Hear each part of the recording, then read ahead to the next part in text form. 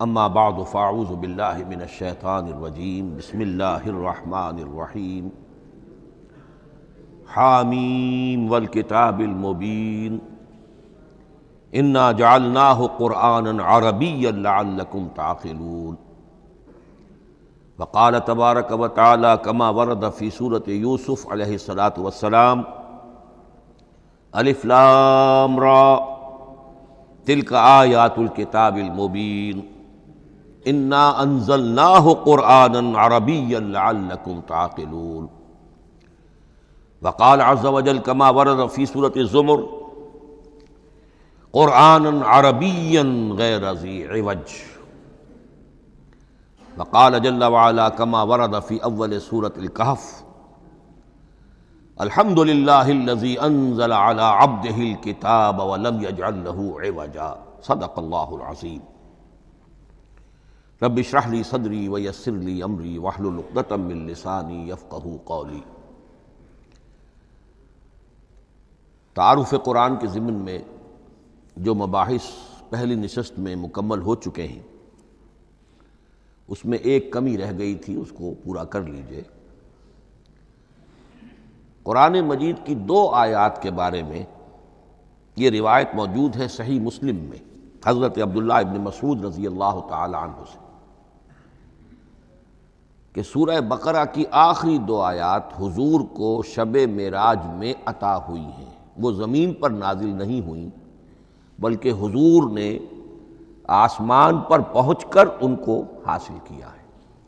یہ امت کے لیے شب معراج کے تحفے کے طور پر یہ 2 آیتیں آمن الرسول بما انزل الیہ من ربہ والمؤمنون کل آمن باللہ وملائکتہ وکتبہ ورسلہ لا نفرق بین احد من رسلہ وقالوا سمعنا واطعنا غفرانک ربنا والیک المصیر۔ پھر آخری آیت جس میں طویل ترین دعا ہے۔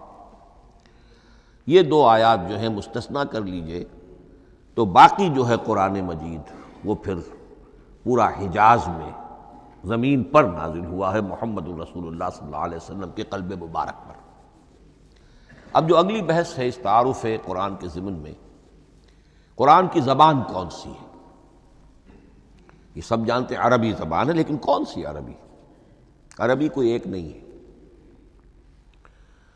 جیسا کہ آپ کو معلوم ہے کہ ایک زبان ہوتی ہے پھر اس کے ڈائلیکٹس ہوتے ہیں۔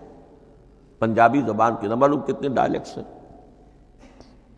بنگلہ زبان کے نہ معلوم کتنے ڈائلیکٹس ہیں، پشتو کے کتنے ڈائلیکٹس ہیں۔ عربی زبان کے اس وقت پورے عالم عرب کے اعتبار سے تو دیکھیے تو ہر ملک کا جو ہے اپنا لہجہ ہے اور ان کے اپنے انداز ہے۔ تو خود نزول قرآن کے وقت بھی پورے جزیرہ نمائے عرب میں کوئی ایک زبان نہیں تھی، زبان ایک تھی لیکن اس کے لہجے مختلف تھے، الفاظ مختلف تھے۔ تو یہ جان لیجئے کہ قرآن نازل ہوا ہے حجاز کے بادیہ نشینوں کی زبان میں۔ وہ اصل عربی زبان حجازی قوم سمجھتی تھی، شہری زبان نہیں، دیہاتی زبان۔ یعنی کہ شہروں میں دوسرے ملکوں کے لوگ آتے جاتے رہتے تھے، خاص طور پر مکہ مکرمہ جو ہے وہ تو چونکہ ایک بہت بڑا تجارتی مرکز تھا۔ لإلاف قریش ایلافہم رحلۃ الشتاء والصیف فلیعبدوا رب ھذا البیت۔ ان کے قافلے جاتے تھے، آتے تھے، دوسرے تاجر بھی آتے تھے، تو ظاہر بات ہے کہ شہروں کے اندر تو پھر زبان جو ہے وہ مکسڈ ہو جاتی ہے، خالص نہیں رہتی۔ یہی وجہ ہے کہ قریش کے جو شریف گھرانے تھے، اونچے گھرانے تھے، وہ اپنے بچوں کو صحرا میں بھیج دیتے تھے کہ ان کی پرورش وہاں ہو، وہاں وہ خالص عربی زبان سیکھیں، ان کی زبان جو ہے پولیوٹڈ نہ ہو۔ تو بادیہ نشین حجاز کے، نجد کے نہیں، حجاز کے بادیہ نشین، ان کی زبان میں قرآن نازل ہوا ہے۔ یہ آیتیں اس سے پہلے بھی سامنے آ چکی ہیں سورہ زخرف کی، انا جعلناہ قرآنا عربیا لعلکم تعقلون۔ ہم نے اس اپنے کلام قدیم کو عربی زبان کا جامہ پہنایا ہے۔ انا انزلناہ قرآنا عربیا، یہ سورہ یوسف کی آیات، ہم نے اتارا ہے اسے قرآن عربی بنا کر، قرآنا عربیا لعلکم تعقلون۔ سورہ زمر میں قرآنا عربیا غیر ذی عوج، یہ عربی مبین میں ہے، صاف ستھری دھلی ہوئی عربی زبان جس میں کہیں کوئی ٹیڑھ نہیں ہے، کوئی ایچ پیچ نہیں ہے۔ اور یہی پھر سورہ کہف میں جو ایک ترانہ حمد اللہ نے ہمیں سکھایا ہے کہ میرے اس انعام عظیم پر میرا شکر ادا کیا کرو، تو کن الفاظ میں الحمدللہ الذی انزل علی عبدہ الکتاب ولم یجعل لہ عوجا۔ تو یہ عربی مبین جو ہے اگرچہ اصلاً ہے بادیہ نشین حجاز کے، البتہ یہ کہ عرب کے دوسرے قبائل کے بھی ان کی زبانوں کے بعض الفاظ اس میں آئے ہیں۔ اس سے آگے بڑھ کر یہ کہ بعض معرب الفاظ بھی ہیں، ہندی زبان کا کوئی لفظ اس نے عربی کا جامہ پہن لیا، فارسی زبان کا کوئی لفظ اس نے عربی کا جامہ وہ بھی قرآن میں بعض ہیں، استثناءات ہیں یہ۔ جیسے سنگ گل، یہ فارسی زبان کا لفظ ہے، سنگ گل، وہ سجیل بن کر قرآن مجید میں آ گیا ہے، حجارۃ من سجیل، یہ جو الم تر کیف فعل ربک باصحاب الفیل سورہ فیل میں ہے، سنگ گل کا سجیل بنا۔ اس طرح کے کچھ اور الفاظ بھی ہیں، لیکن یہ سمجھیے کہ ایکسیپشنز پروو دی رول، یہ استثناءات ہیں، قاعدہ اپنی جگہ پر قائم رہے گا کہ یہ حجاز کے بدوؤں بادیہ نشینوں کی جو زبان تھی اس میں قرآن نازل ہوا ہے۔ اس قرآن کے بارے میں، اس کی زبان کے بارے میں جو چند پہلو سامنے رہنے چاہیے، فصاحت اور بلاغت کی معراج، یہ میں بعد میں قرآن کے وجوہ اعجاز پر جب بحث کروں گا کہ یہ کس کس اعتبار سے معجزہ ہے، تو وہاں زیادہ تفصیل سے یہ بات آئے گی کہ عربی زبان کی فصاحت اور بلاغت کی معراج ہے۔ آپ کو معلوم ہے کہ آج بھی دنیا میں یہودی بھی ہیں جن کی مادری زبان عربی ہے، عیسائی بے شمار ہیں جن کی مادری زبان عربی ہے، ان کے ہاں بھی عربی ادب کی چوٹی کی کتاب جو پڑھائی جاتی ہے وہ قرآن ہے۔ یہ انہیں ماننا پڑتا ہے کہ عربی ادب کی جو آخری کتاب ہے، چوٹی کی کتاب ہے، وہ یہی ہے۔ یہودی بھی پڑھائیں گے، جیسے آپ انگریزی زبان پڑھنی ہے سمجھنی ہے تو شیکسپیئر کے بغیر آپ کیسے سمجھیں گے، اب وہ تو ایک سٹینڈرڈ ہے۔ اسی طریقے سے یوں سمجھیے کہ عربی زبان عربی ہونے کے اعتبار سے کلام اللہ ہونا اس پر ان کا ایمان نہیں ہے، لیکن یہ کہ عربی زبان کے اعتبار سے اس کی فصاحت اور بلاغت کا لوہا وہ مانتے ہیں۔ پھر اس میں ایک خاص ملکوتی غنا ہے، ڈیوائن میوزک، صوتی آہنگ ہے، عذوبت ہے، مٹھاس ہے۔ لاہور میں ایک صاحب ہیں جو پروفیسر ہیں فونیٹکس کے پنجاب یونیورسٹی میں، وہ کہتے ہیں میں ثابت کر سکتا ہوں کہ جتنے بھی آج دنیا میں اصول ہیں صوتی، یہ خود اپنی جگہ ایک بہت بڑی سائنس ہے، اس کے اعتبار سے میں ثابت کر سکتا ہوں کہ بلند ترین موسیقی قرآن مجید میں ہے، ملکوتی غنا۔ اسی لیے قرآن مجید کو اچھی سے اچھی آواز میں پڑھنے کی تاکید آئی ہے۔ زینوا القرآن باصواتکم، قرآن کو اپنی آوازوں سے مزین کرو۔ اسی طریقے سے من لم یتغن بالقرآن فلیس منا، جو قرآن مجید کو اچھی سے اچھے طریقے پر پڑھنے کی کوشش نہیں کرتا وہ ہم میں سے نہیں ہے۔ اسی طرح کے واقعات بھی ہوئے ہیں۔ حضرت ابو موسیٰ اشعری رضی اللہ تعالی عنہ، وہ بہت خوش الحان تھے، تو ایک روز حضور سفر رات کے وقت کہیں گشت پر تھے، جا رہے تھے ان کے مکان کے قریب سے، تو وہ اس وقت رات کی نماز میں قرآن پڑھ رہے تھے، تو حضور وہاں کافی دیر تک کھڑے ہو کر سنتے رہے۔ ظاہر بات ہے کہ اس وقت کے مکان کیا ہوتے تھے، ایک ایک حجرہ ہوتا تھا، یہ کوئی کئی کنال کی کوٹھیاں تو نہیں ہوتی تھی کہ کیا پتہ چلے ان کے اندر کیا ہو رہا ہے۔ وہ تو حضرت ابو بکر کے مکان کے پاس سے گزرتے تھے تو ان کی تلاوت سنتے تھے، حضرت عمر کے مکان کے قریب سے گزرے ان کی تلاوت سنی۔ حضرت عمر بلند آواز میں پڑھتے تھے، حضرت ابو بکر بڑی پست آواز میں پڑھتے تھے۔ حضور نے پوچھا کہ تم ایسا کیوں کرتے ہو؟ حضرت عمر نے کہا میں اس لیے کرتا ہوں، زور سے پڑھتا ہوں کہ شیطان بھاگ جائے۔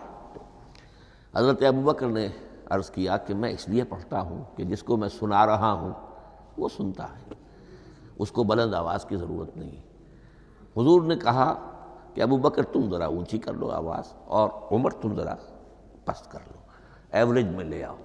تو بہرحال یہ معاملہ حضور کا صحابہ کے ساتھ ہوتا تھا۔ تو ابو موسیٰ اشعری رضی اللہ تعالی عنہ کی جب قرأت آپ نے سنی تو اگلے روز جب ملاقات ہوئی فجر میں، تو آپ نے تحسین فرمائی ان الفاظ میں، یا ابا موسیٰ انک قد اوتیت مزمارا من مزامیر آل داود، اے ابو موسیٰ تمہیں تو اللہ نے آل داؤد کے سازوں میں سے ایک ساز عطا کیا ہے، یعنی حضرت داؤد کے گلے میں جو ساز تھا خوش الحانی تھی، ان کی آواز نہایت خوبصورت تھی، تو اسی طریقے سے اب وہاں کوئی مزمار سے مراد وہ نہیں ہے آلات موسیقی نہیں، گلے میں جو اللہ تعالیٰ نے رکھا ہے۔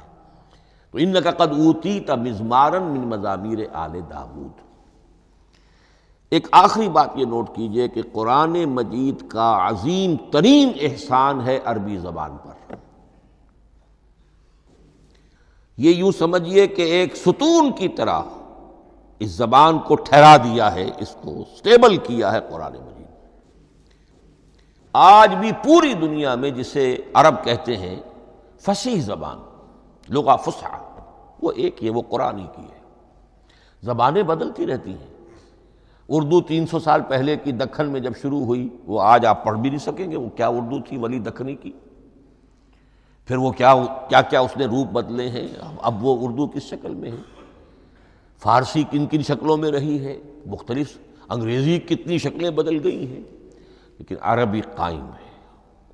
اس کے لیے جیسے کہ قرآن مجید میں آتا ہے کہ ہم نے پہاڑ زمین میں گاڑ دیے اس کو سٹیبلائز کرنے کے لیے، ان تمید بکم، تمہیں لے کر زمین ایک طرف کو جھک نہ جائے۔ تو جس طرح یہ پہاڑ جو ہیں سٹیبلائزنگ ایفیکٹ رکھتے ہیں اس زمین کے لیے، اسی طریقے سے قرآن سٹیبلائزر ہے عربی زبان کا۔ اس کے اندر جو ایک ٹھہراؤ اور جماؤ پیدا کیا ہے، یہ قرآن مجید کا احسان عظیم ہے۔ تعارف قرآن کے ضمن میں اگلی گفتگو، قرآن کے اسماء و صفات۔ عربوں کا ایک خاص ذوق تھا، اور ظاہر بات ہے کہ اللہ تعالیٰ نے جب قرآن نازل کیا ہے تو عربوں کے ذوق کو بھی مد نظر رکھا ہے۔ ان کا ذوق کیا تھا؟ جس چیز سے انہیں محبت ہوتی تھی اس کے وہ بہت سے نام رکھتے تھے۔ گھوڑے کے لیے ہزاروں لفظ مل جائیں گے آپ کو، شیر کے لیے 5000 الفاظ مل جائیں، تلوار کے لیے 5000 الفاظ مل جائیں گے، یعنی اس شے کی جو بھی صفت ہے اس صفت کے اعتبار سے ایک نام، کوئی اور صفت ہے اس صفت کو ایک اور نام، تو وہ صفاتی نام۔ اب جیسا کہ آپ کو معلوم ہے اللہ کے 99 نام صفاتی تو ہے نا، اللہ کی ایک صفت دوسری صفت، اسی کے اعتبار سے اس کے نام ہیں۔ قرآن مجید کے اسماء علامہ جلال الدین سیوطی رحمۃ اللہ علیہ نے 55 شمار کیے،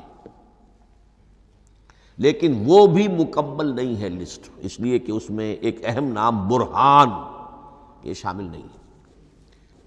ان میں سے جو اہم اسماء ہے میں آپ کو سنا دیتا۔ القرآن، جس پر گفتگو بعد میں ہوگی، اس لیے کہ سب سے زیادہ ایک رائے یہ ہے کہ یہ تو اس میں جامد ہے، اس میں علم ہے قرآن کے لیے، پراپر ناؤن ہے۔ الکتاب، الذکر، الہدیٰ، النور، الفرقان، کلام اللہ، الوحی، روحا من امرنا۔ پھر اس کی صفات کے اعتبار سے الکریم، الحکیم، العظیم، المجید، المبین، رحمہ، العلی، بصائر، بشرا، بشیر، نذیر، عزیز، قرآن عزیز، بلاغ، بیان، احسن القصص، احسن الحدیث، موعظہ، شفاء، مبارک، مہیمن، قیم، مثانیہ، متشابہ۔ یہ میں نے آپ کو 23 نام بتائے ہیں، لیکن یہ کہ علامہ جلال الدین سیوطی نے 55 گنوائے۔ لیکن جو بحث دلچسپ ہے وہ یہ ہے کہ جو اس کے لیے لفظ القرآن ہے، اس کے معنی کیا ہیں اور یہ کس مصدر سے، کس مادے سے یہ لفظ بنا ہے۔ ایک رائے تو یہ ہے کہ یہ اس میں جامد ہے، یہ مشتق نہیں ہے، کسی مادے سے نکلا ہوا نہیں ہے۔ اور یہ بھی آپ نوٹ کر لیجئے، اللہ کے اسماء میں سے بھی ایک نام کو سمجھا جاتا ہے، وہ مشتق نہیں ہے، اس میں جامد ہے، اس میں علم ہے، اور وہ ہے اللہ۔ باقی سارے نام صفاتی ہیں، ایک نام، اس لیے اس میں ذات کہتے ہیں اس کو، اس میں ذات۔ لیکن یہ رائے متفق علیہ نہیں ہے، یہ کچھ لوگوں کی رائے ہے۔ ایک رائے یہ بھی ہے کہ یہ بھی اس میں علم نہیں ہے، یہ بھی مشتق ہے الہ سے۔ جیسے حکیم، یہ صفت ہے۔ الحکیم یہ اللہ کا نام ہو گیا۔ الہ ایک معبود، الالہ معبود برحق، الالہ وہ اللہ بن گیا، ایک رائے یہ۔ لیکن یہی اسی طریقے سے نوٹ کیجئے کہ قرآن مجید کے بارے میں بھی ایک رائے یہ ہے کہ القرآن اس کا اسم علم ہے، پراپر ناؤن ہے، یہ جامد ہے، یہ مشتق نہیں ہے، کسی اور مادے سے نکلا نہیں۔ لیکن جو اکثریت کی رائے ہے، جس پر تقریباً اجماع ہے، وہ یہ ہے کہ نہیں، یہ اس میں جامد نہیں، اس میں مشتق ہے۔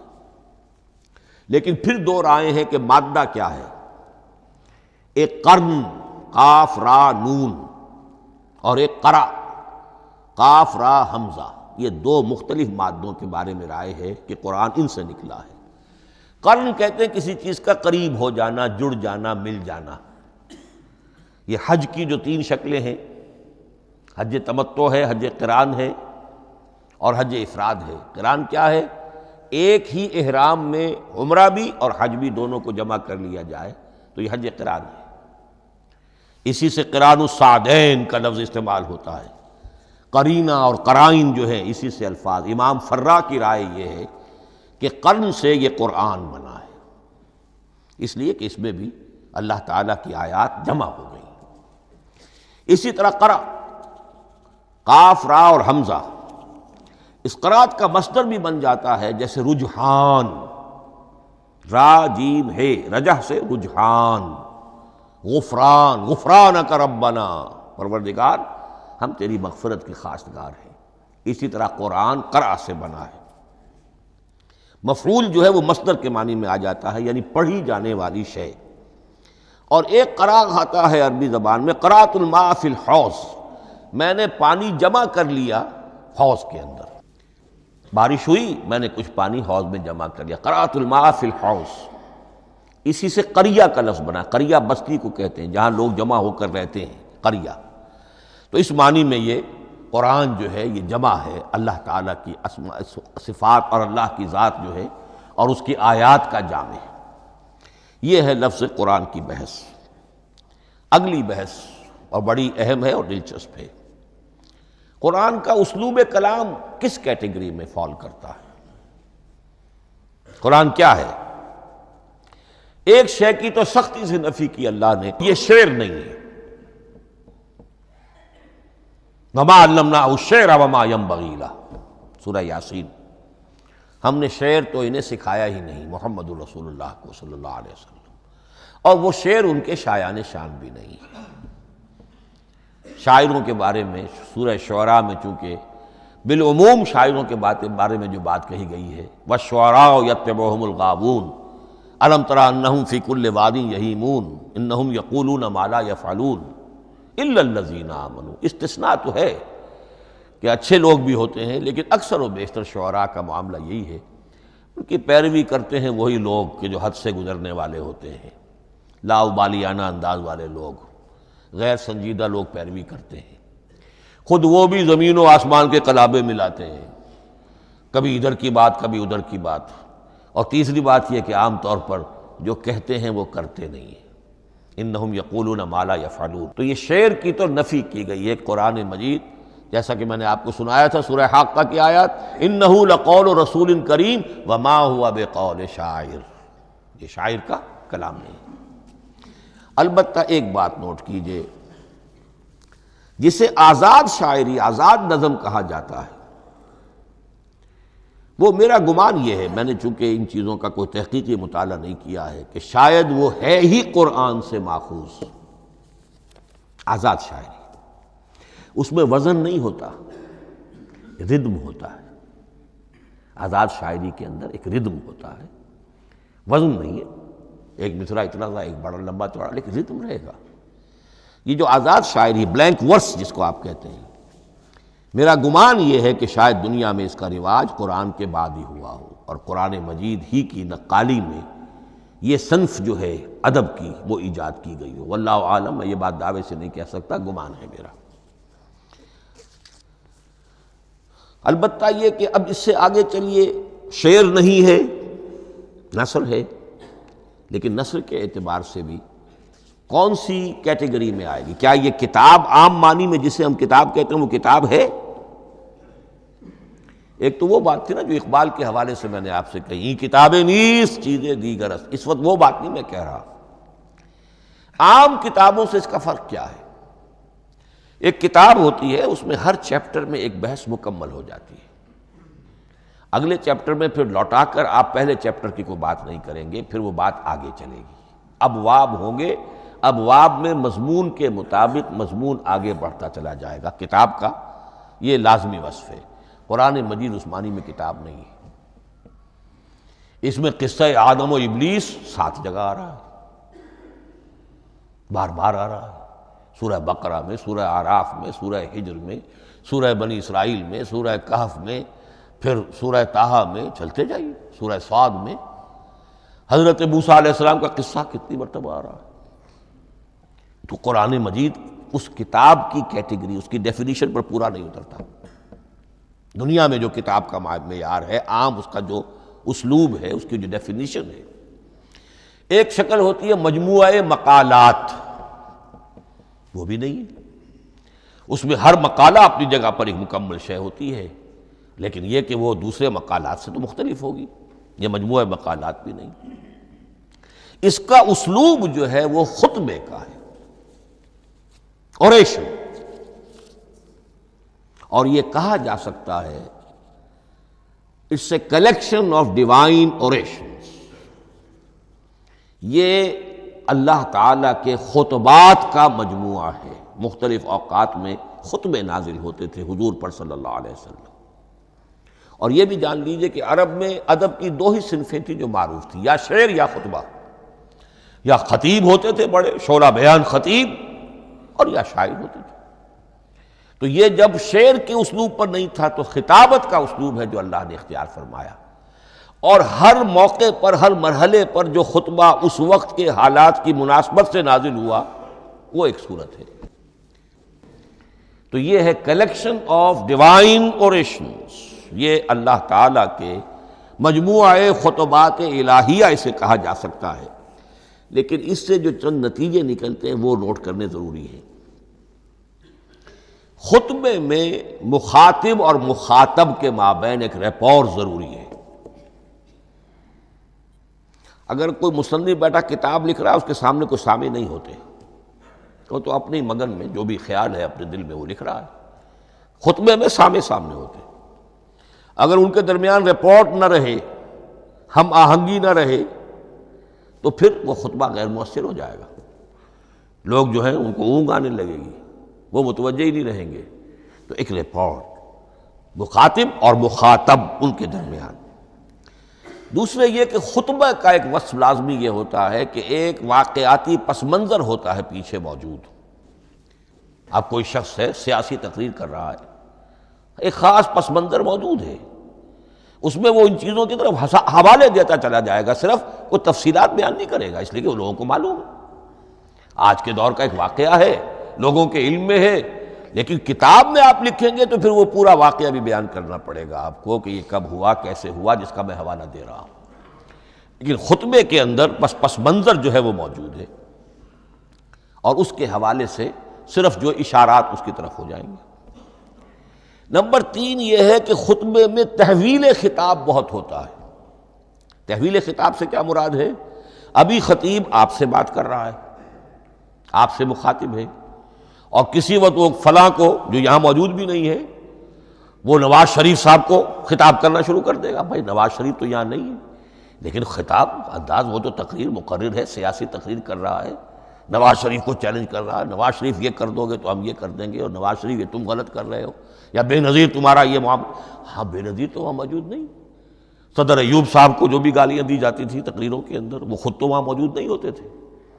تو اس میں تحویل خطاب نوٹ کرنا پڑتا ہے، ابھی کس سے بات ہو رہی تھی، ابھی کس سے بات ہو رہی ہے۔ قرآن مجید میں آپ دیکھیں گے ایک آیت میں حضور سے خطاب ہے، اگلی آیت میں کفار سے خطاب ہے، اس سے اگلی آیت میں اہل ایمان سے خطاب ہے۔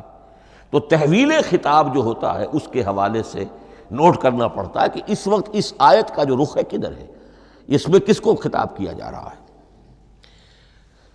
چوتھی بات یہ ہے کہ خطبے میں صرف عقل سے اپیل نہیں کی جاتی، جذبات سے بھی اپیل ہوتی ہے۔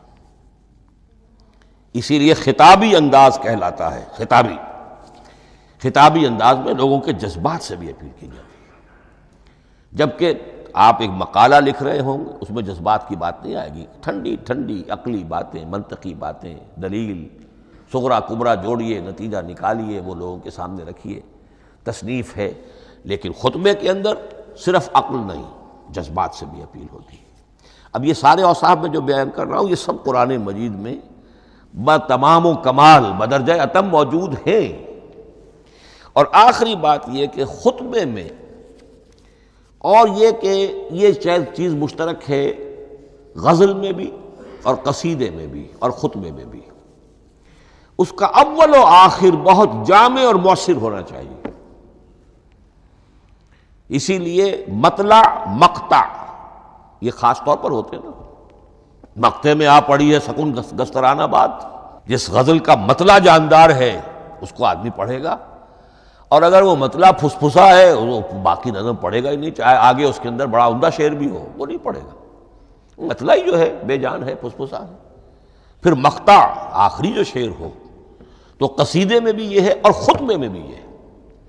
یہی وجہ ہے کہ قرآن مجید کی صورتوں میں اکثر و بیشتر شروع کی آیات اور آخری آیات انتہائی اہم ہوتی ہیں، بہت جامع ہوتی ہیں، جن کو کہا جاتا ہے کہ یہ سور جو ہیں ان کی ابتدائی آیات، خواتین اور پہلی آیات۔ اب سورہ بقرہ کی آیات شروع کی، پھر آخری جو ابھی میں نے آپ کو سنائی، یہی آل عمران کا معاملہ ہے، کس شان کے ساتھ وہ اٹھ رہی ہے۔ یہی سورہ حج کا ہر جگہ پر آپ دیکھیں گے، ابتدائی جو ہے خطیب اگر ایسی بات، ایسا انداز اختیار کرے کہ اپنے سامعین کی توجہ کو اپنی طرف مبذول کرا لے، اگر شروع کا انداز ایسا نہیں ہے تو وہ بات آگے بڑھے گی نہیں۔ آخری بات یہ کہ خطبے میں ہمیشہ یہ ہوگا کہ ایک مین سپیکر جو ہے اس کی ایک بات سامنے ہے کہ میں نے یہ بات اپنے سامعین کے ذہن میں بٹھانی ہے، لیکن دائیں بائیں کی باتیں کرے گا، کوئی قصہ بھی سنائے گا، کوئی شعر پڑھے گا، کوئی اور کوئی لطیفہ بھی سنائے گا۔ ہمارے ہاں کے جو بہترین خطیب جو ہوتے تھے وہ احراری حضرات جو ہے بہترین خطیب ہوتے تھے، اور آپ نے سنا مولانا عطا اللہ شاہ بخاری رحمۃ اللہ علیہ، ان کی تقریریں 6 گھنٹے تک لوگ سنتے تھے۔ وہ کبھی رلا بھی رہے ہیں، کبھی ہنسا بھی رہے ہیں، عام آدمی تنقید بھی کرے گا کہ یہ کیا ادھر ادھر کی باتیں کر رہے ہیں، لیکن وہ پھر جب آخری تقریر ہوتی تھی تو جب تقریر ختم ہوتی تھی، جو بات وہ ذہن میں بٹھانا چاہتے تھے، دل میں اتارنا چاہتے تھے، وہ بیٹھ چکی ہوتی تھی۔ باقی یہ کہ ادھر ادھر کی چیزیں جو ہیں وہ آکسیلری چیزیں ہیں وہ رہتی ہیں۔ یہ ہیں 6 اوصاف خطبات کے، اور قرآن مجید کے اندر بھی یہ اوصاف کم و بیش موجود ہیں۔ قرآن کا اسلوب خطبے کا ہے۔ اب اگلی بحث پر آئیے، قرآن مجید کی ترکیب اور تقسیم، سنتھیسس اور ڈویژنز۔ اب اس میں سمجھیے کہ کلام جو ہے اللہ کا کلام ہے، کلام مرکب ہوتا ہے کلمات سے، کلمات حروف سے بنتے ہیں۔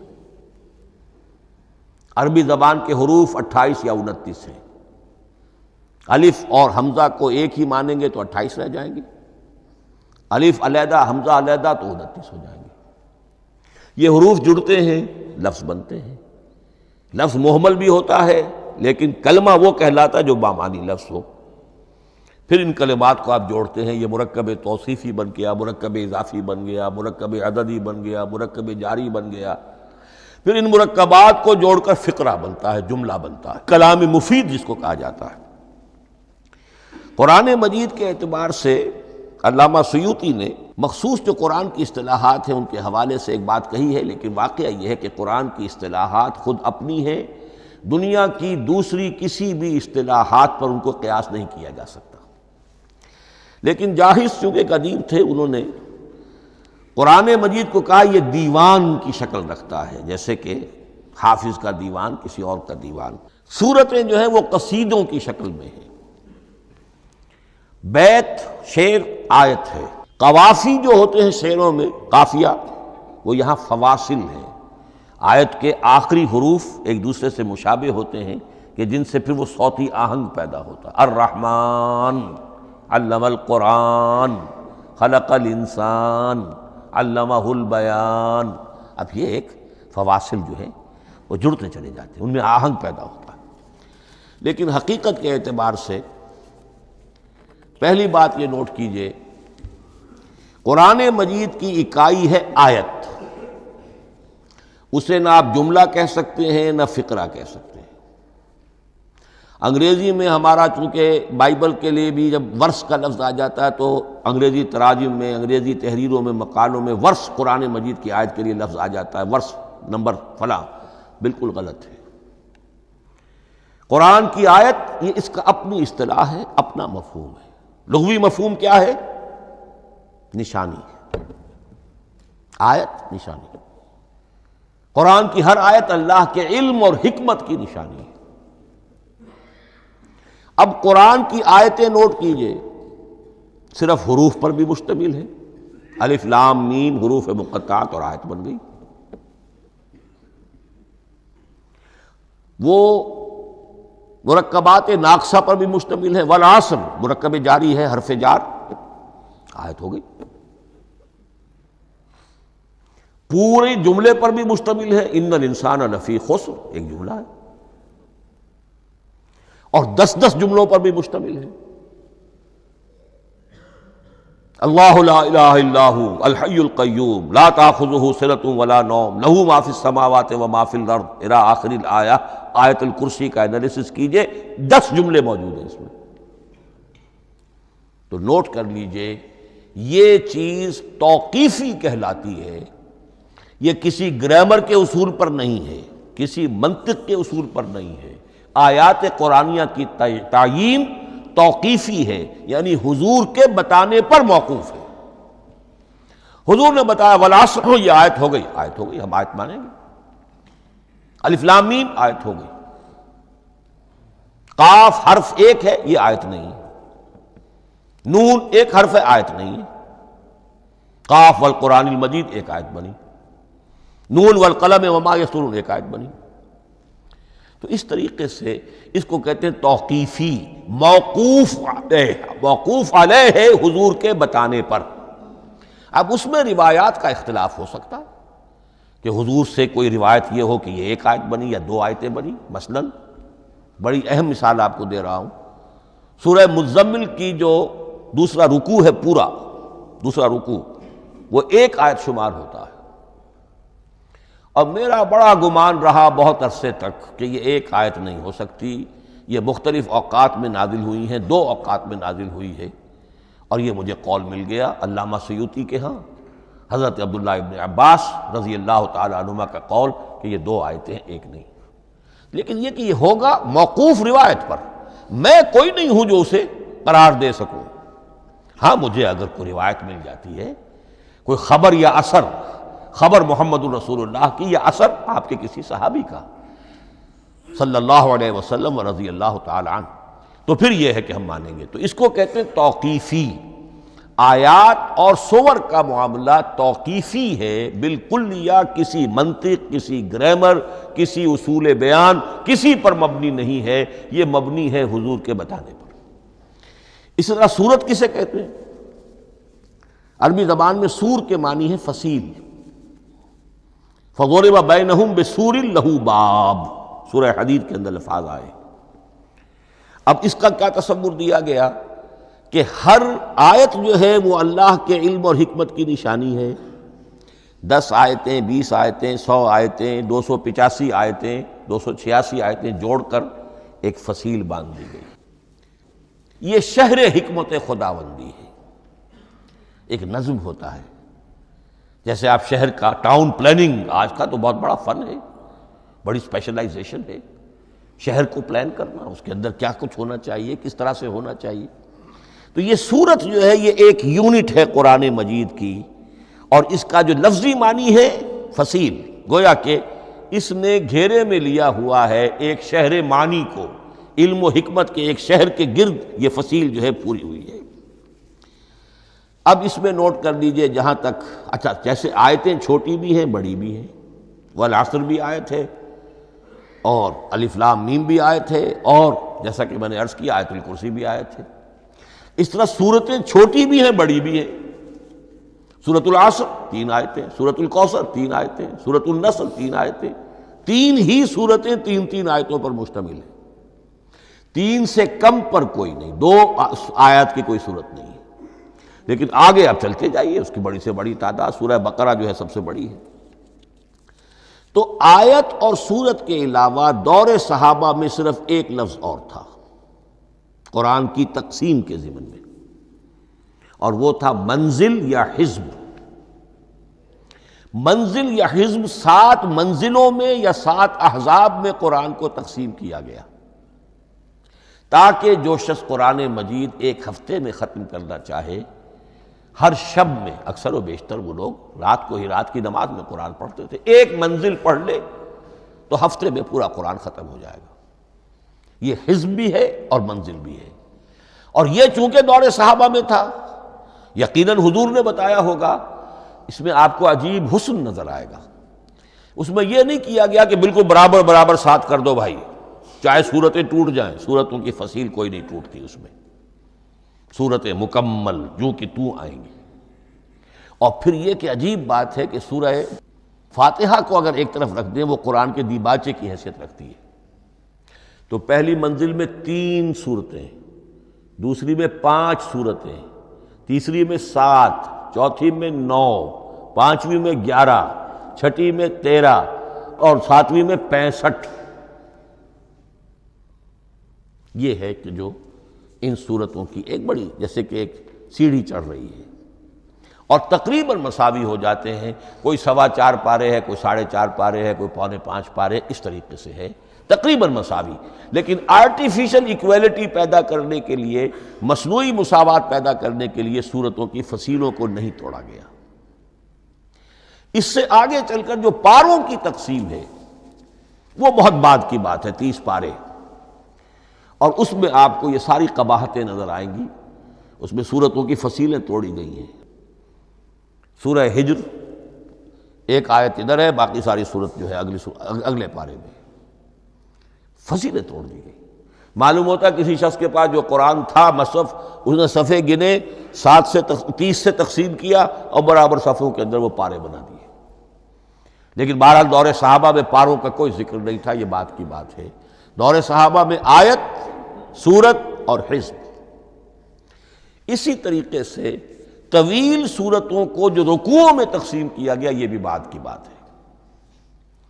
لیکن یہ جو تقسیم کیا گیا ہے سورتوں کو رکوعوں کی شکل میں، 35 صورتیں تو قرآن کی ایسی ہیں چھوٹی ہیں جو ایک ایک ہی رکوع پر مشتمل ہے۔ آخری پارے کی 37 صورتیں ہیں، پہلی 2 کی جو 2 رکوع ہے، باقی سب کی سب جو ہے وہ ایک ایک رکوع شمار ہوتا ہے۔ لیکن رکوع کیوں کیے گئے؟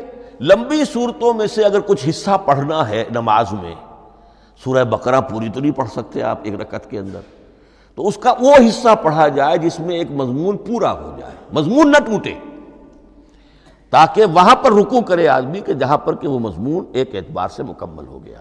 تو رکوع سے رکعت ہے، رکوع ہے، اس رکعت کے اندر ایک حصہ اتنا پڑھا جائے تاکہ مضمون جو ہے وہ خوبصورت رہے اور اس کا سلسلہ برقرار رہے۔ یہ تقسیم بھی اگرچہ بہت ہی ایک بدنام شخص ہے ہماری تاریخ کا، حجاج ابن یوسف، یہ اس کی ہوئی تقسیم ہے یا اس نے کرائی ہے، بہرحال اس کی طرف منسوب ہے، اور یہ بات ماننی پڑتی ہے کہ بڑے گہرے غور و فکر سے تقسیم کی گئی ہے، الل ٹپ نہیں ہے، بلکہ اس کے لیے واقعتاً غور کر کے جہاں وہ مضمون ختم ہوتا ہے، کہیں کہیں آپ اختلاف کر سکتے ہیں اور آپ کو حق حاصل ہے، اس لیے کہ یہ چیزیں توقیفی نہیں ہیں، یہ حضور کی بتائی ہوئی نہیں ہے، نہ رکوعوں کی تقسیم۔ اب سعودی عرب میں جو قرآن مجید چھپ رہے ہیں ان میں حزب ہو گئے ہیں، یعنی ہر پارے کو پارے برقرار رکھ کر 8 حزب بنا دیے انہوں نے، 4 حزب بنا دیے اور پھر نصف حزب کر کے 8 حصے کر دیے۔ تو یہ چیزیں جو ہمارے ہاں رکوع تو پاروں سے ادھر ادھر ہو جاتے ہیں، پارا بدل گیا رکوع وہی چل رہا ہے، اس لیے کہ رکوع میں مضمون کو پیش نظر رکھا گیا ہے، جبکہ پارے میں مضمون کو نہیں سامنے رکھا گیا۔ تو رکوع کا معاملہ جو ہے چاہے وہ حجاج ابن یوسف ہی نے کیا ہے، لیکن یہ کہ بہرحال وہ بہت صحیح ہے، اکثر و بیشتر، کہیں کہیں آپ اس سے اختلاف کر سکتے ہیں۔ تو یہ تو اس کا ہم نے آپ کے سامنے رکھا سنتھیسس۔ اب اگلا موضوع ہے ترتیب و تدوین کیسے ہوئی. ان علینا جمعہ و قرآنہ، ہمارے ذمے ہے اس کو جمع بھی کرنا اور پڑھوانا بھی، اور پڑھوانے میں ترتیب آ جائے گی لازماً. لیکن یہ کہ ایک بات تو اس میں بالکل متفق علیہ ہے جس میں کسی شک و شبے کی گنجائش نہیں. قرآن کی ترتیب نزولی اور تھی، ترتیب مصحف اور ہے. ترتیب مصحف میں سورہ فاتحہ کے بعد سورہ بقرہ ہے. سورہ بقرہ نازل ہوئی ہے مدنی دور میں جا کر، پھر سورہ آل عمران ہے وہ بھی مدنی ہے، سورہ نساء ہے وہ مدنی ہے، سورہ مائدہ ہے وہ مدنی، پھر آئی ہے سورہ انفال اور سورہ توبہ. یہ سورہ انفال تو مدنی نہیں، سورہ انعام اور سورہ اعراف یہ ہے کہ جو مکیات ہیں، یہ کہ بھی مکی دور کی بھی آخری زمانے کی ہے. ابتدائی جو مکی صورتیں وہ سب سے آخری حصے میں ہیں، 29واں پارہ اور 30واں پارہ. تو ترتیب نزولی اور تھی، ترتیب مصحف اور ہے، اس میں تو کسی شک و شبے کی گنجائش نہیں. لیکن ہمارے ہاں اہل تشیع نے اس چیز کو بہت اچھالا ہے. ان میں سے بعض گروہ ایسے ہیں جن کا کہنا یہ ہے کہ اصل قرآن جو ہے وہ ترتیب نزولی کے مطابق تھا. یہ ترتیب تو عثمان نے کر دی رضی اللہ تعالی عنہ. حضرت علی کے پاس اصل قرآن جو ترتیب نزولی کے مطابق تھا موجود تھا، اور اب بھی ان کے خیال میں جو ان کے امام غائب جو ہیں چھپے ہوئے ہیں غار میں، تو ان کے پاس وہ نسخہ اصل حضرت علی والا موجود ہے، اور جب وہ ظاہر ہوں گے تو اصل قرآن لے کر آئیں گے. یہ سارے شیعوں کا قول نہیں ہے، لیکن یہ کہ ان میں بہت سے لوگ ہیں کہ جو ان باتوں کو مانتے ہیں. جہاں تک اس بات کا تعلق ہے کہ حضرت علی نے ترتیب نزولی پر کوئی مصحف جمع کیا ہو، اس میں کوئی اشکال نہیں ہے، اس لیے کہ علمی طور پر یہ ایک بڑی عمدہ ایکسرسائز بنتی ہے. ایک زمانے میں بہت کوشش کرتا رہا ترتیب نزولی سے، اس لیے کہ ترتیب نزولی سے سیرت نبوی اخذ ہوتی ہے. پہلے کیا نازل ہوا، پھر کیا نازل ہوا، پھر کیا نازل ہوا. در حقیقت اگر آپ ترتیب نزولی سے قرآن مرتب کر دیں تو وہ سیرت النبی بن جائے گی. تو اس کو سمجھنے کے لیے ایک زمانے میں نے بڑی محنت کی ہے. لیکن ایک تو یہ کہ وہ یقین سے وہ باتیں ملتی نہیں ہیں، بعض روایات ہیں، لیکن یہ کہ پھر بھی آپ یقین سے نہیں کہہ سکتے. اکثر و بیشتر قرآن مجید میں لکھا بھی ہوتا ہے، ترتیب کے موٹی موٹی چیزیں معلوم ہیں نزولی ترتیب کی، لیکن یہ ہے کہ یقین کسی بات پر نہیں. تو پہلی بات یہ ہے کہ ہمارے نزدیک، اہل سنت کے نزدیک، اصل جو حجت ہے دین میں وہ ترتیب مصحف ہے. یہی ترتیب جو اس وقت مصحف عثمان کی ہے رضی اللہ تعالی عنہ، یہی ترتیب ہے لوح محفوظ کی، یہی ترتیب ہے ام الکتاب میں، یہی ترتیب ہے کتاب مکنون میں. اب اس کے سمجھیے کہ اس کی تدوین کن مراحل میں ہوئی. سب سے پہلے اس کے جو مراحل ہیں 3. خود نبی اکرم صلی اللہ علیہ وسلم کے زمانہ مبارک میں جمع اور ترتیب یہ ہو گئی، لیکن کتابی شکل میں نہیں، ما بین الدفتین نہیں. حضور نے لوگوں کو پڑھ کر سنایا، اس ترتیب سے سنایا جس ترتیب سے یہ مصحف میں اب موجود ہے. اور ہر رمضان میں حضرت جبرائیل دورہ کرتے تھے حضور کے ساتھ، جتنا کہ قرآن اس وقت تک نازل ہو چکا ہوتا تھا. اور آخری رمضان مبارک آپ کی حیات طیبہ کا جو تھا اس میں 2 مرتبہ پورے قرآن کا دورہ ہوا. تو دورہ قرآن بغیر ترتیب کے تو نہیں ہو سکتا. تو یہ ترتیب حضور کی ہوئی ہے، توقیفی ہے، اور حضور ہی نہیں اللہ کی ہوئی ہے. یہی ترتیب لوح محفوظ میں، کتاب مکنون میں اور ام الکتاب میں ہے. اور یہ ترتیب حضور دے کر گئے ہیں صحابہ کرام کو. حفاظ تھے، کتنے حفاظ جو ہیں جنگ یمامہ میں شہید ہو گئے، تبھی تو خیال آیا کہ اس کو کتابی شکل میں بھی مرتب کیا جائے.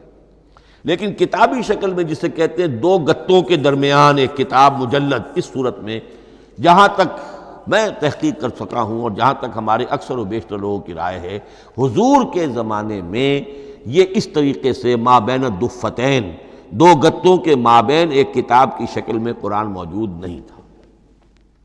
لوگوں کے سینوں میں محفوظ تھا، جیسے محمد الرسول اللہ کے سینے میں محفوظ تھا. ان علینا جمعہ، وہ جمع حضور کے سینے میں کیا اللہ نے. اسی طرح پھر صحابہ کرام بے شمار جو حفاظ تھے ان کے سینوں میں محفوظ تھا. دوسرا مرحلہ کب آیا؟ جب حضرت ابوبکر صدیق کے عہد خلافت میں جنگ یمامہ میں بہت سے حفاظ شہید ہو گئے۔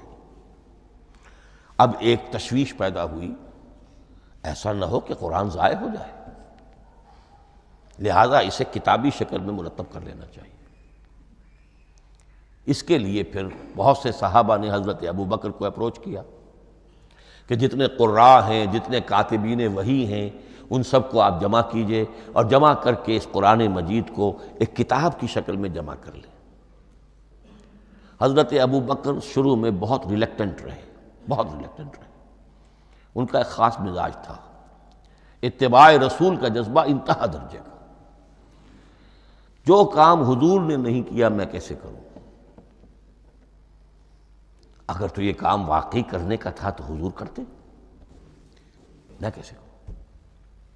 لیکن یہ کہ جب صورتحال بہت لوگوں کی طرف سے دباؤ پڑا کہ نہیں یہ کر لینا چاہیے، ان کے سامنے بھی حکمت آ گئی، تو پھر انہوں نے اتفاق کرتے ہوئے جتنے بھی کاتبین وحی تھے ان سب کی ایک کمیٹی بنائی اور ان کو کہا کہ اب اس قرآن کو مرتب کر کے ایک کتابی شکل دے دی جائے۔ وہ کتابی شکل حضرت ابوبکر کے دور میں ہو گئی۔ تیسرا مرحلہ کیا ہے؟ یہ کتابی شکل میں جب قرآن مجید آ گیا اور شروع میں یہ اجازت تھی کہ ہر قبیلے، ہر علاقے کے لوگ اپنے لہجے میں پڑھ لیں۔ اب پنجابی ہمارا مسلمان جو ہے وہ چاقو کو کاچو کہے گا تو وہ لکھے ہوئے کو بھی چاقو کو کاچو پڑھ کے نکلے جائے گا۔ تو مختلف لہجوں میں ہونے سے وہ ان کا جو ہے قرآن مجید بدل رہا تھا، کوئی کسی طرح پڑھ رہا ہے، کوئی کسی طرح پڑھ رہا ہے۔ اب اس کی تشویش ہوئی حضرت عثمان کے زمانے میں، جب دور بہت پھیل گیا، اسلام کا دائرہ، دارالاسلام کی وسعت بہت ہو گئی کہ اس طرح اگر یہ لوگ پڑھیں گے اور اپنے اپنے لہجے کی وجہ سے اب اس لہجے میں شکل بدل بھی جاتی ہے لفظ کی۔ کاچو کو کاف الف چے واو لکھنا شروع کر دیں گے پھر کہ کاچو سنا ہم نے، تو چاقو تو سنا ہی نہیں۔ تو ایک لکشو ہے چاقو لکھ رہا ہے اور ایک کاچو لکھ رہا ہے، تو چاقو اور کاچو میں فرق ہو گیا۔ لہذا اس وقت پھر جو کام کیا گیا وہ یہ کہ ایک ہی رسم تحریر، رسم کتابت، رسم الخط میں قرآن مجید کے نسخے تیار کیے گئے۔ اصل میں ایک بہت بڑا مغالطہ ہو جاتا ہے ہمارے جمعوں کے خطبوں میں، حضرت عثمان رضی اللہ تعالیٰ عنہ کے نام نامی کے ساتھ وہ قوافی جو ہیں ان کی مناسبت سے جامع آیات القرآن عثمان ابن عفان رضی اللہ تعالیٰ عنہ، غالب علی کل غالب علی ابن ابی طالب رضی اللہ تعالیٰ۔ اب یہ جو جوڑتے ہیں قافیے، تو حضرت عثمان کے نام کے ساتھ یہ قافیہ جوڑ دیا، اس سے لوگوں کو مغالطہ بھی ہوا اور دشمنوں نے ایکسپلائٹ کیا کہ اس کا مطلب یہ ہے کہ قرآن تو جمع ہوا ہے حضرت عثمان کے زمانے میں، اور حضرت عثمان کے زمانے میں اور حضور کے زمانے میں کم و بیش 15 سال کا فصل تو ہو چکا، گویا کہ قرآن مرتب ہی ہوا ہے حضور کے انتقال کے 15 برس بعد۔ پھر حضرت عثمان کی شخصیت کو خاص طور پر جو سبائی فتنہ اٹھا تھا اس نے ایک ڈسپیوٹڈ پرسنالٹی بنا کے رکھ دیا ہے، نہیں معاذ اللہ، کوئی شک نہیں، لیکن یہ کہ ایک فتنہ اٹھا، فتنۃ الکبریٰ، اور حضرت عثمان رضی اللہ تعالیٰ عنہ کو انہوں نے بدنام کیا، لہذا اس کے نام سے اور بٹا لگ گیا، یہ مصحف عثمان ہے۔ یہ ہے اصل میں وہ حماقتیں کہ جو ہوئی ہیں ہم سے، یہ قافیے ملانے کی وجہ سے، حالانکہ حضرت عثمان کی شان جو ہے وہ در حقیقت جامع آیات القرآن نہیں ہے، جامع الامت علی رسم واحد، پوری امت کو ایک رسم الخط پر جمع کرنے والی شخصیت حضرت عثمان کی ہے۔ مثلا اب دیکھیے مالک یوم الدین کس طرح لکھیں گے؟ میم لام اور کاف، میم الف اور لام اور کاف لکھیں گے آپ، یہ غلط ہو جائے گا۔ میم پر کھڑا زبر ہوگا اور اس کو مالک پڑھیں گے، میم پر اگر کھڑا زبر نہیں ہے، پڑا زبر ہے تو ملک پڑھیں گے، اور قراتوں میں یہ دونوں موجود ہے، ملک یوم الدین بھی ہے اور مالک یوم الدین بھی ہے۔ اگر آپ نے میم الف لکھ دیا ایک قرات نکل گئی، اب وہ اس میں آ ہی نہیں سکتی، وہ تو مالک ہی پڑھا جائے گا۔ یہ زیر زبر بھی جو لگے ہیں قرآن مجید میں، یہ بھی حجاج ابن یوسف کے زمانے میں لگے، اس سے پہلے نہیں تھے۔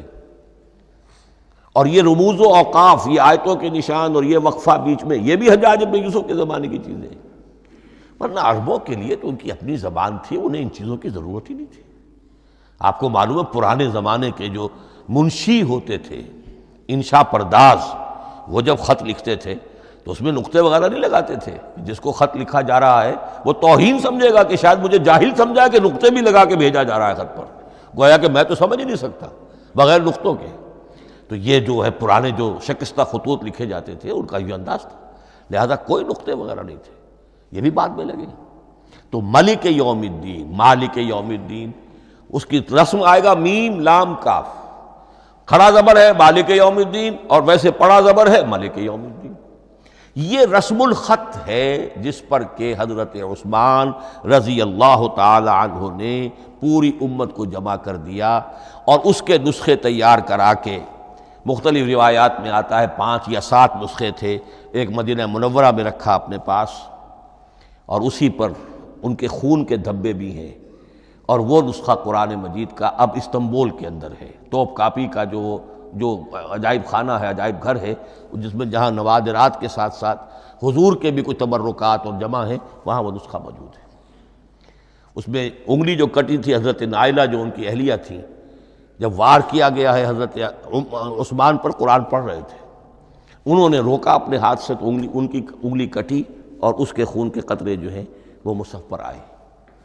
تو یہ وہ قرآن، پھر انہوں نے ایک مکہ مکرمہ میں، ایک دمشق میں، ایک کوفے میں، ایک یمن، ایک بحرین، ایک بصرہ، مختلف جگہوں پر وہ آفیشل ورشن قرآن کا صرف رسم الخط اسکرپٹ کے اعتبار سے۔ لیکن اب پھر نوٹ کر لیجئے، قرآن مرتب ہو چکا، مدون ہو چکا دور نبوی میں، لیکن کتابی شکل میں نہیں، سینوں میں محفوظ۔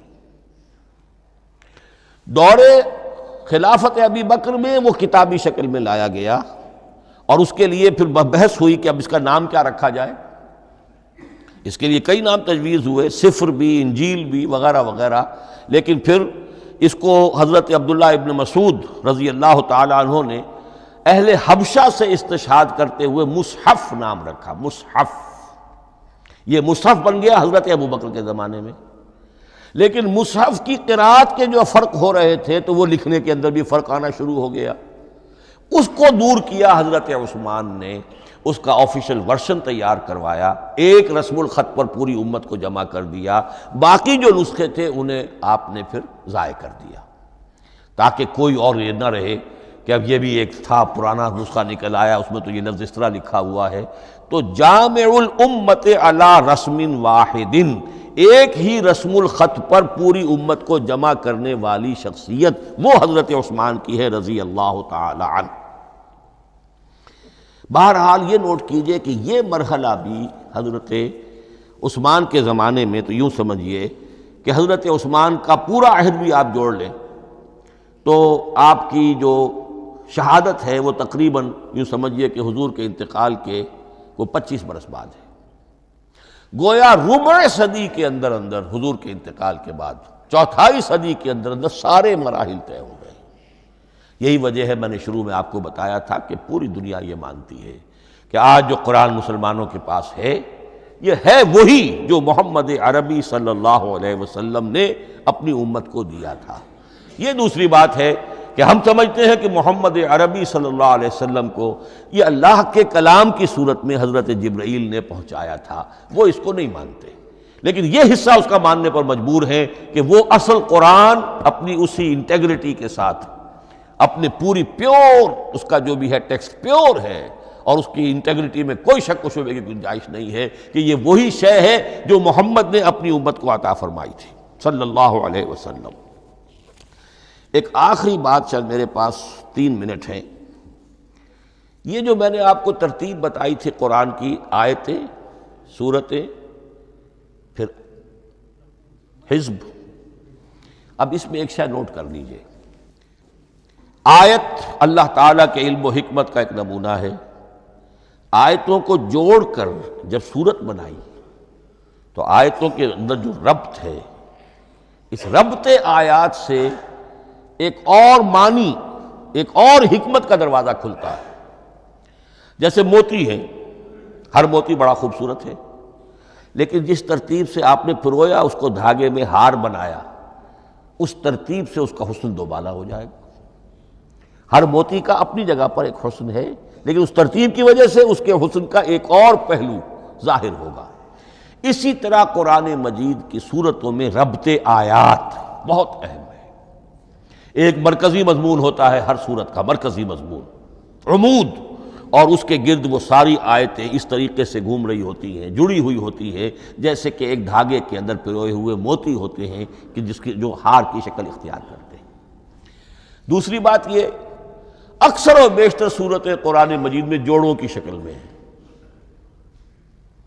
ایک مضمون کا ایک پہلو اس جوڑے کے ایک فرد میں، اور دوسرا پہلو اسی کا دوسرے فرد میں، جیسے معوذتین، دو صورتیں ہیں، مضمون ایک یہ تعوذ، معوذتین، الزہراوین، سورہ بقرہ سورہ آل عمران کو کہا گیا الزہراوین، حضور نے فرمایا دو نہایت تابناک صورتیں، بڑی روشن صورتیں۔ جیسے آپ دیکھیں گے یا ایھا المدثر یا ایھا المزمل قم اللیل الا قلیلا یا ایھا المدثر قم فانذر، ایک ہی طرح کا اٹھان ہے، حضور سے خطاب ہو رہا ہے۔ سورۃ الضحیٰ، سورۃ الانشراح، یہ تمام جوڑوں کی شکل میں۔ اسی طرح سورہ طلاق، سورہ تحریم، یا ایھا النبی اذا طلقتم النساء فطلقوہن لعدتہن یا ایھا النبی لم تحرم ما احل اللہ لک تبتغی مرضات ازواجک۔ شوہر اور بیوی کے درمیان تعلق یا تو اتنا گہرا ہو جاتا ہے کہ ایک دوسرے کے لحاظ میں وہ حدود خدابندی ٹوٹنے لگے، بیوی کی وجہ سے آپ نے کسی حرام شے کو حلال کر لیا یا حلال کو حرام کر لیا، بیوی کو ناپسند ہے وہ شے، تو حضور سے ذرا سا یہ ہو گیا تھا معاملہ۔ اپنی ازواج مطہرات حضرت عائشہ اور حضرت حفصہ رضی اللہ تعالی عنہما، ان دونوں کی رضا جوئی کے لیے وہ خاص قسم کا شہد ہے، قسم کھا لی آپ نے کہ میں اسے استعمال نہیں کروں گا۔ لما تحرم ما احل اللہ لک، اے نبی آپ کیوں حرام کرتے ہیں اپنے اوپر وہ شے جو اللہ نے آپ کے لیے حلال کی ہے؟ تبتغی مرضات ازواجک، اپنی بیویوں کی رضا جوئی میں۔ یہ ایک انتہا ہوئی۔ دوسری انتہا کیا ہے؟ میاں اور بیوی میں اتنا بودھ ہو جائے کہ طلاق تک نوبت آ جائے۔ تو سورۃ التحریم ایک انتہا کو بیان کر رہی ہے، سورہ طلاق اگلی اس کے ساتھ جڑی ہوئی وہ دوسری انتہا کو بیان کر رہی ہے۔ سورہ صف حضور کے مقصد بعثت کو بیان کر رہی ہے، سورہ جمعہ آپ کے طریقہ کار کو بیان کر رہی ہے۔ اس طرح قرآن مجید کی اکثر و بیشتر صورتیں جو ہیں وہ جوڑوں کی شکل میں ہیں۔ میرا خیال یہ ہے کہ وقت ختم ہو گیا ہے، اس مضمون کا تھوڑا سا حصہ باقی ہے، وہ انشاءاللہ میں اگلی نشست میں لوں گا۔ بارک اللہ لی ولکم فی القرآن العظیم ونفعنی وإیاکم بالآیات والذکر الحکیم۔